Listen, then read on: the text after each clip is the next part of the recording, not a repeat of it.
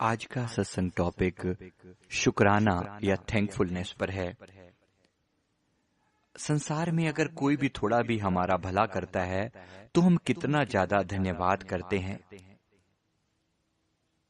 लेकिन वो जो परम पिता, वो जो प्यारा प्रभु पल पल हमारे कल्याण के लिए रत है, सुबह से शाम तक दिन और रात 24 घंटे उसने कितनी ही चीजें हमारे जीवन के लिए उपलब्ध करा रखी हैं। हवा, पानी, सूर्य देव का प्रकाश, जीवन को चलाने के लिए हर शुभ सामग्री यहाँ पर मौजूद है।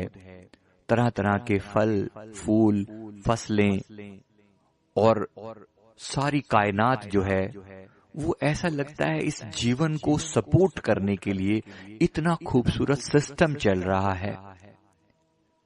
हम उसके प्रति भी शुक्राने से नहीं भरते, थैंकफुलनेस से नहीं भरते।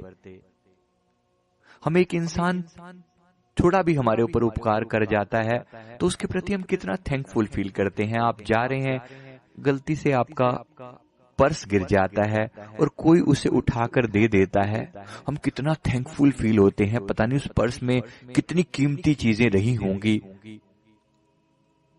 क्रेडिट कार्ड हैं, पैसे हैं, चाबी हो सकती है और कितनी चीजें हो सकती हैं। जब वो पर्स हमें मिलता है तो हम कितना शुक्राना अदा करते हैं। अगर जीवन के कंपैरिजन में देखा जाए तो इस चीज की कीमत इस जीवन के तुल्य में क्या है। तो जिसने ये जीवन दिया है, जिसने आंखें दी हैं, ये मुख दिया है, कान दिए हैं, ये सुंदर शरीर दिया है, सुंदर परिवार दिया है, माता पिता, पति पत्नी, बच्चे, दोस्त, उस परमात्मा के प्रति कितना शुक्राने का भाव होना चाहिए।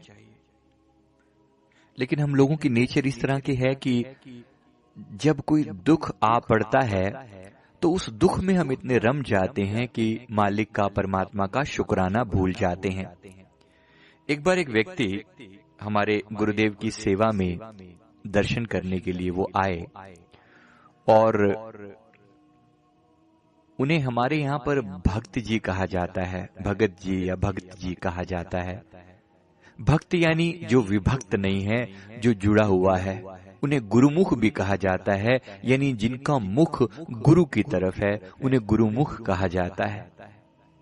तो वो भगत जी गुरुदेव के चरणों में आए और उनको शुगर की बीमारी थी, डायबिटीज की बीमारी थी।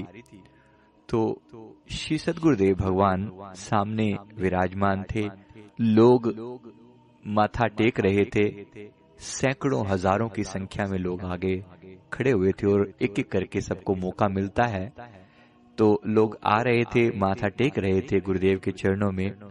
ये व्यक्ति भी जब गुरुदेव के चरणों में गया तो गुरुदेव ने सहजी, गुरुदेव सबके हृदय की बात जानते हैं, बात उसी से करते हैं जिनके जो उनकी अपनी इच्छा होती है बात करने की। तो या कोई व्यक्ति कोई समस्या लेकर जाता है तो उनसे बात करते हैं प्रभु। तो उस व्यक्ति से उन्होंने सहजी ऐसे इशारे से अपना हाथ हिलाकर, अपना कर कमल हिलाकर पूछा कि क्या हाल चाल है। तो उस व्यक्ति ने, उनको जो तकलीफ थी शुगर की, मन में शिकायत का भाव था। कहते हैं गुरुदेव मैं क्या बताऊं, शुगर की बीमारी है, बड़ी तकलीफ होती है, कुछ मीठा नहीं खाया जाता और इस बीमारी के वजह से और तरह तरह की बीमारियां पैदा हो जाती हैं, बीपी की बीमारी पैदा हो जाती है और बड़ी तकलीफें पैदा हो जाती हैं। ऐसा करके वो बड़ा अपने दुखों का रोना रोने लगा। गुरुदेव सर्वंतर्यामी होते हुए, सबके मन के भाव जानते हुए भी उसने जब अपनी स्टोरी 2-4 लाइनों में कही तो गुरुदेव ने फरमाया कि ये क्या बोला तुमने? तो उन्होंने कहा कि प्रभु शुगर है, शुगर। गुरुदेव फरमाया क्या क्या बोला? ऐसे दर्शा रहे हैं जैसे हमें सुना नहीं। कहते हैं जी शुगर है, शुगर। गुरुदेव फरमाते हैं अच्छा शुक्र है, कहते हैं शुक्र है, शुक्र है, कहते हैं शुक्र है, शुक्र है, शुक्र है। शुक्राना करो, शुक्राना करो उस मालिक का जिसने सब कुछ दिया है। शुक्राना करो अपने प्रभु का जिसने सब कुछ दिया है, उस परमात्मा ने सब कुछ दिया है। शुक्राना करो, महिमा गाओ, महिमा गाओ। उसके शुगर को गुरुदेव ने शुक्र में बदल दिया। और कहते हैं उस व्यक्ति ने बाद में कहा कि थोड़े ही दिनों में कुछ ऐसी कृपा हुई, ऐसी ब्लेसिंग हुई कि मेरी शुगर की बीमारी, जो कि मेरी 350 प्लस शुगर रहा करती थी, कहते वो धीरे धीरे करके नॉर्मल होनी शुरू होगी। ऐसी गुरुदेव की कृपा हुई कि वो नॉर्मल होनी शुरू हो गई। बोलो जयकारा बोल मेरे श्री गुरु महाराज की जय। उसने कहा कि मेरी शुगर अब नॉर्मल हो चुकी है। उनसे बाद में बात हुई लगभग 6-7 महीने के बाद। तब उन्होंने कहा कि 6 महीने पहले मेरे साथ ऐसी घटना हुई थी। तो मेरे कहने का भाव सिर्फ इतना सा कि हमारे सतगुरु इस प्रकार हमें परमात्मा के शुक्राने से जोड़ते हैं, धन्यवाद भाव से जोड़ते हैं कि तुम परमात्मा के सामने जाकर अपनी बीमारियों का जिक्र क्यों करते हो? वो तुम्हारे ही कर्मों का खेल है। तुम परमात्मा के सामने जाकर कहते हो कि मेरी बीमारियां कितनी बड़ी हैं।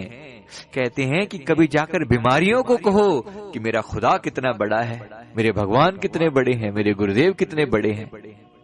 जिसके मन में ये भाव आ गया, जिसको ये समझ आ गया कि ये सारा खेल जो है वो हमारे ही कर्मों का है और हमें ही इसमें से बाहर निकलना है। ये तो सतगुरु की अनंत कृपा है कि हमारे इतने गलत कर्म होते हुए भी उन्होंने हमें शरण में ले लिया, तो वो केवल शुक्राना ही करेगा ना।